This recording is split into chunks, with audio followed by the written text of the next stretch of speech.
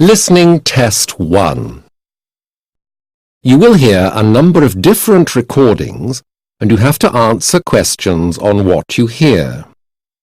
There will be time for you to read the instructions and you will have a chance to check your answers. The recordings will be heard only once. The test is in 4 sections. Record all your answers in your test book and at the end of the test you will be given 10 minutes to transfer your answers to a special answer sheet. Now turn to Section 1. Section 1. You will hear a policeman giving a talk to some students. First, you will have some time to look at questions 1 to 6.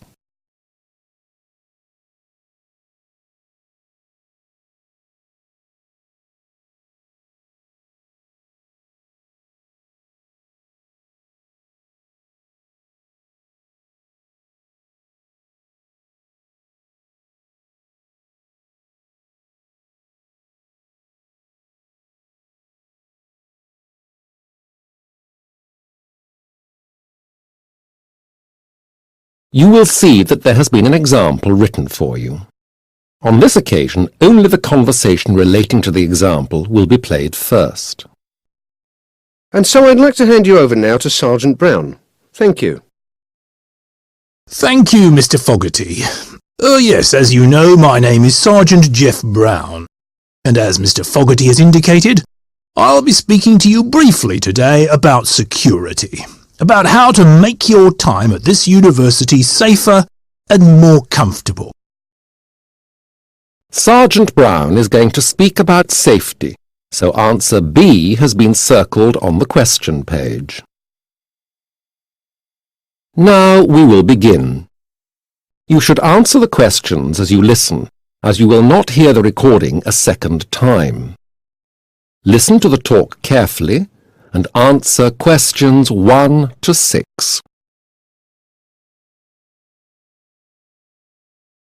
I am officially the University Liaison Officer, which means I have a specific brief to act as a go-between for the university and the police, if there are problems, and also to offer an official presence on or around campus and give individuals advice if they need it. Now, my job is very important to me. I take security and reducing the threat of crime on this campus very seriously. Because although I don't actually live on the campus, both my daughters attended this university, and my son is still here. So, I am a local policeman in every respect.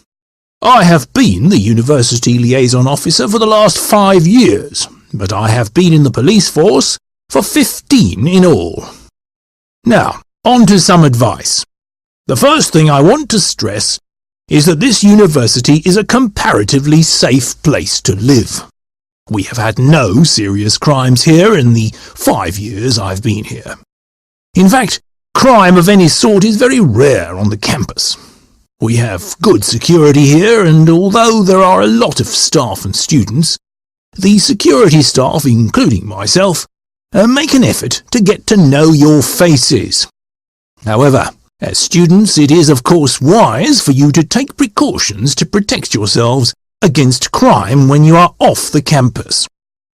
As I said, the campus itself is really very safe. But there is a large park right behind it, McGowan Fields, and although this is a beautiful place to sit or walk during the day, at night you must be careful. 1 or 2 students have reported unpleasant incidents at night while walking in the park, although it must be said that no major incidents have been reported. Now, there are no areas in town which I advise students to avoid as a general rule, but the town centre is more hazardous than other areas, especially in the evenings on Friday and Saturday. On these days, there is often fighting after people have had too much to drink in the pubs and clubs in the area. There have also been a number of robberies and muggings. Before the talk continues, you have some time to read questions 7 to 10.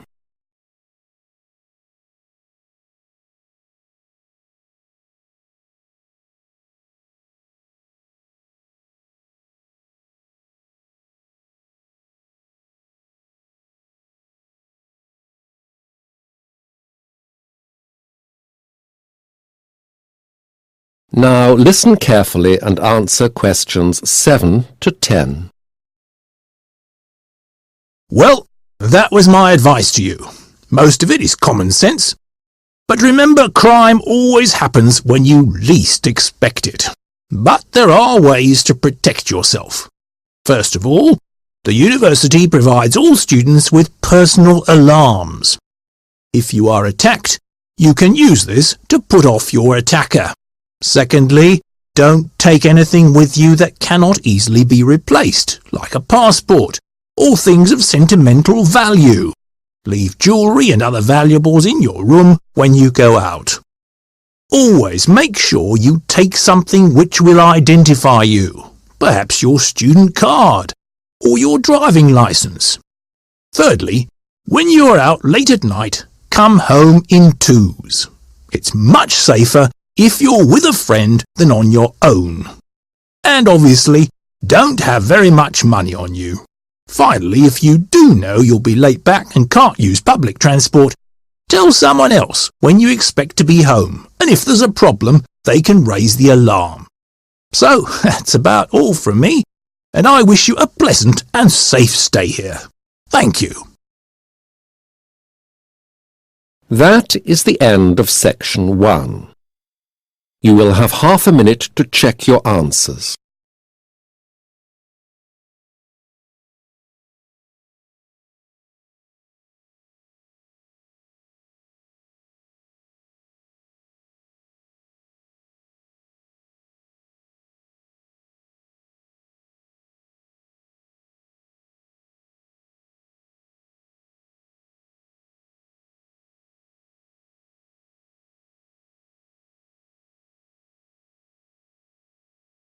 Now turn to section 2. Section 2.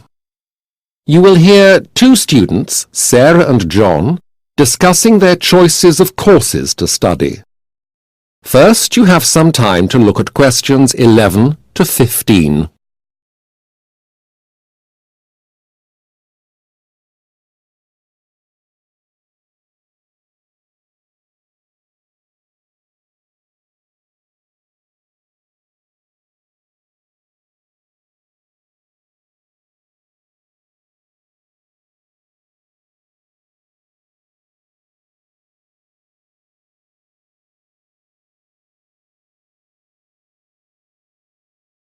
Now listen carefully to the discussion and answer questions 11 to 15.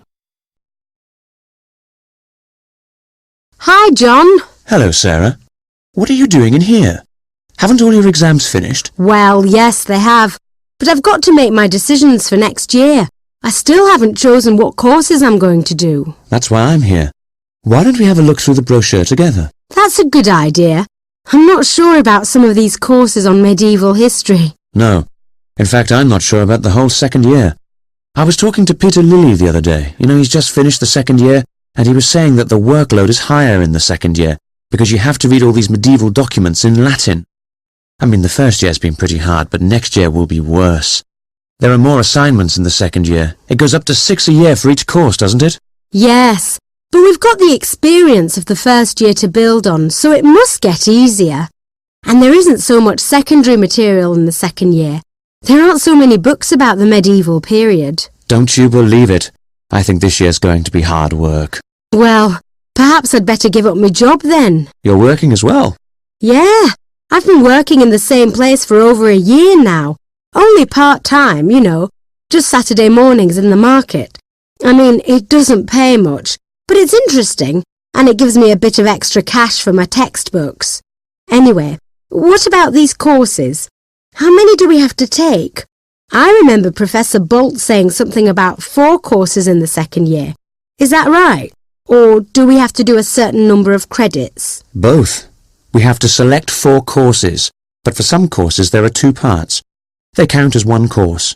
It's 6 in total because everyone has to do Europe, 1100 to 1500, and Chronicles of the Church. Anyway, when you've chosen your 4 courses, they should add up to 80 credits. Have you got the course brochure there? Yes. Look, under second year history. There it is. You now have some time to read questions 16 to 20.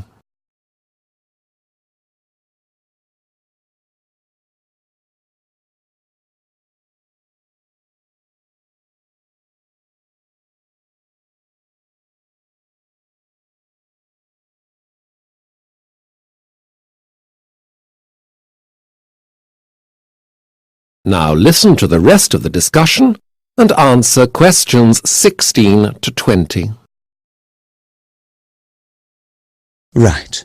Yes, look. Most of these courses are 20 credits each, except for the 2 short courses about the Crusades. They're 10 each. Now, medieval society. What do you think? Well, actually, I think it looks really good. Dr. Smith is okay. And you don't have to buy any books except a study pack. The best thing is there are no special requirements, no Latin or medieval English. The next one is Development of Technology with Mr. Mills. Ah, this is a good one. Peter recommended it. It's all about the way printing developed and early science. In fact, I think I could get a copy of Bouchier's History of Science from him. That means I wouldn't have to buy it. That does look interesting. And that doesn't have any special requirements either. What's next? Ah, here they are. 10 credits each, the Crusades. You need French to do them. I suppose a lot of the documents are in French. That's strange, look. There are different teachers for each part. I expect that's why it's 2 modules. Dr. Clare does the first part, but it's Dr. Shaker and Professor Lord for the second one. So that only leaves Peasants and Kings with Dr. Reeves. Oh, look! You have to know French for this one. Well, I must say I don't fancy any course that asks you to have Latin, but I think my French is good enough to read original sources. Yes, mine too. Well, what shall we choose? That is the end of section 2. You will have half a minute to check your answers.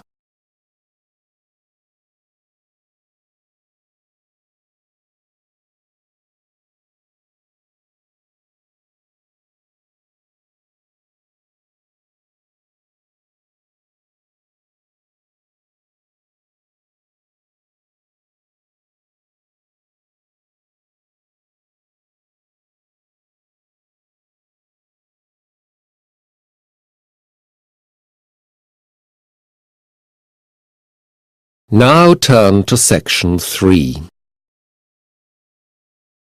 Section 3. You will hear an interview between Dr. Mullett, a university lecturer, and a student, Fayed. First, you have some time to look at questions 21 to 25.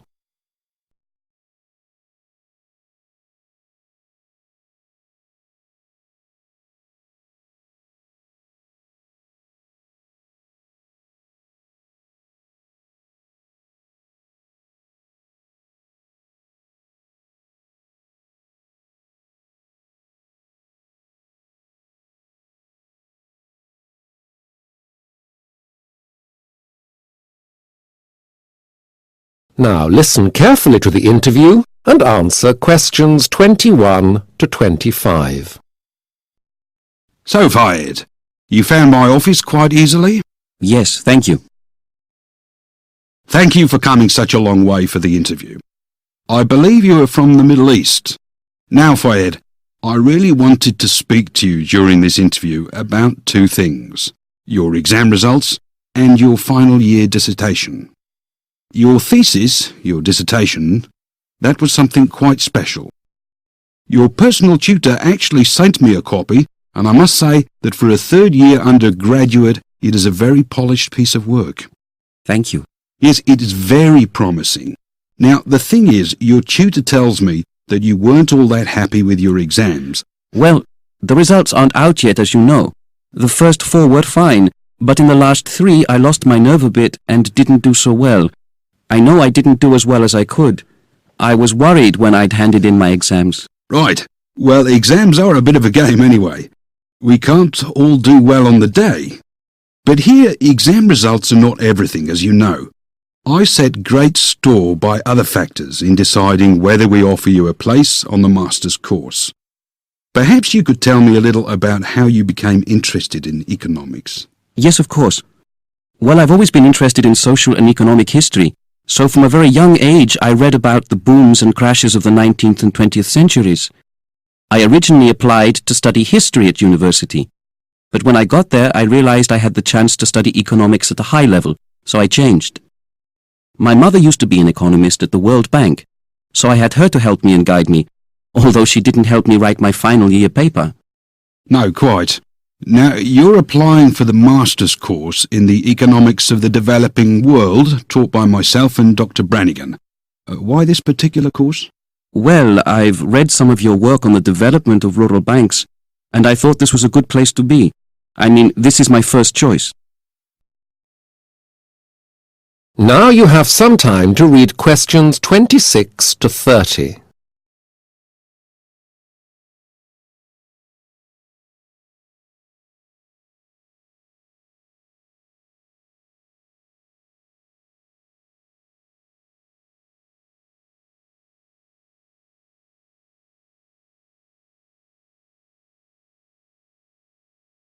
Now listen to the rest of the interview and answer questions 26 to 30. And you're not worried about feeling homesick? You are still young and Australia is a very long way from your home. I mean, your English is fine, there are no problems with language or attitude, but the distance from your family may make it hard for you at first. I've thought about that, but it's a problem wherever I go. If I don't get in here, I'll probably take a place at university in England. That's just as far from home. I see. And what are your long-term ambitions, Fayed?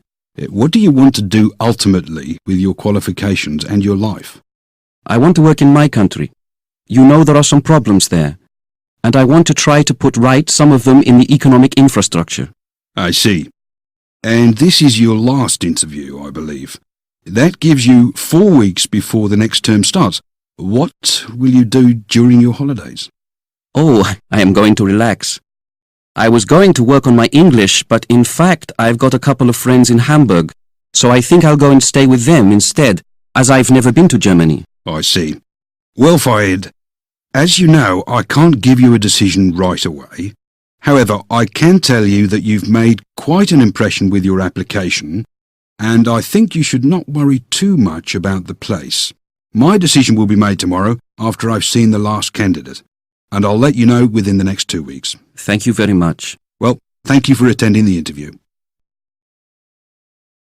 That is the end of section 3. You now have half a minute to check your answers.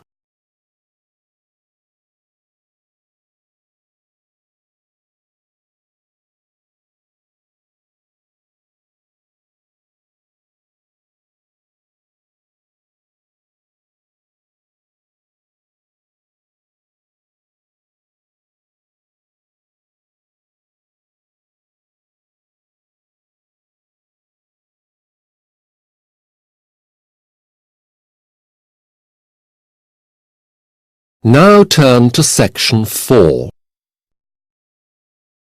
Section 4. You will hear a lecturer give a talk on nutrition. First, you have some time to look at questions 31 to 40.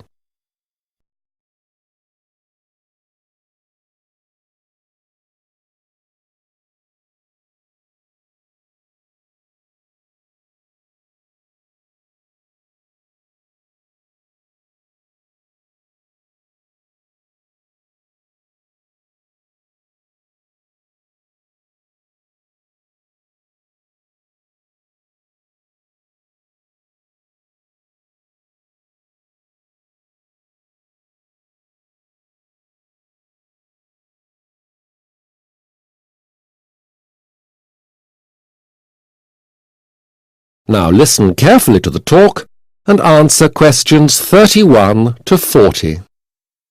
Now, the topic of today's talk is nutrition, specifically vitamins and minerals. I'll be dealing first with some of the most common misconceptions about them. Then I'm going to talk about what vitamins there are, where they come from, and the quantities we need. We'll have some time at the end of the talk for any questions you may have. Okay, well, Vitamins are known to the general public. In fact, the public knows more about them than it does about certain other key aspects of nutrition.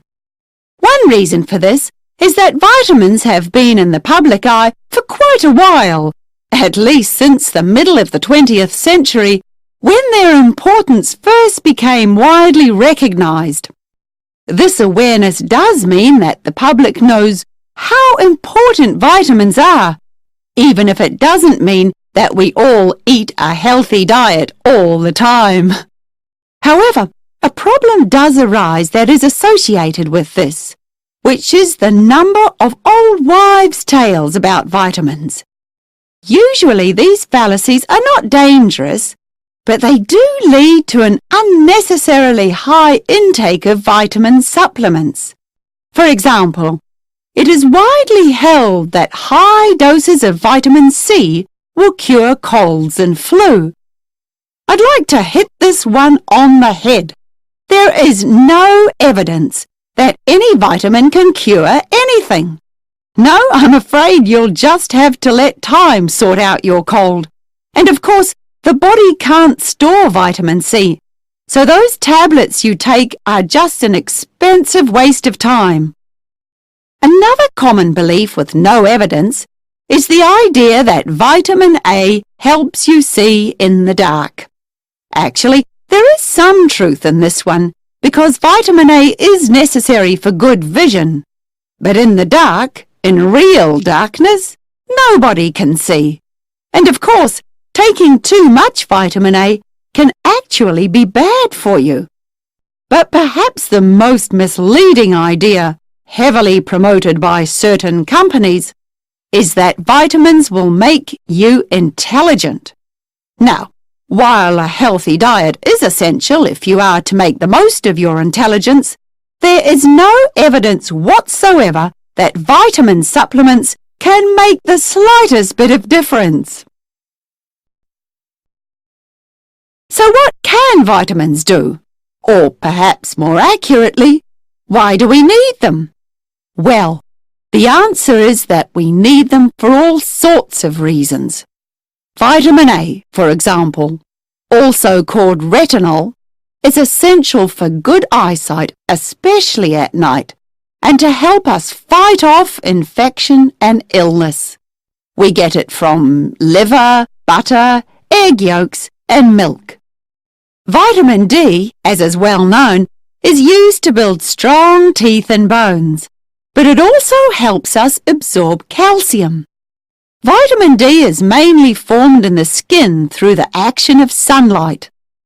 How much you need depends on different factors such as age and health.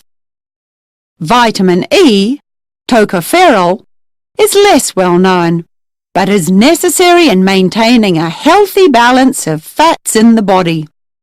We need 10 to 12 milligrams every day, and although some people take supplements, you can normally get what you need from a balanced diet.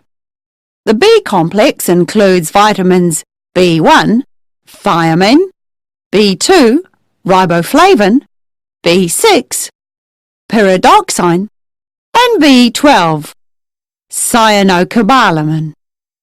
It performs many functions, including allowing our bodies to metabolize carbohydrates, forming healthy tissue, and perhaps most importantly, forming red blood cells to prevent pernicious anemia. We need varying amounts of the B complex, and while most of us can get enough from a well-balanced diet, vegetarians may find themselves deficient in B12, which is only found in any noticeable quantity in meat, especially liver. Finally, vitamin C is the one everyone knows. Ascorbic acid, as it's also known, helps fight infection, which perhaps accounts for the myth about preventing colds. It also helps protect against scurvy. We need 30 milligrams a day and can only really get this amount from eating plenty of citrus fruit and fresh vegetables. Now, In a moment, I'll be moving on to talk about how we can plan a diet which will supply all our vitamin needs.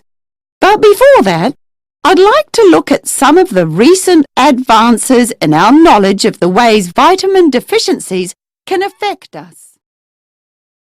That is the end of section 4. You will have half a minute to check your answers.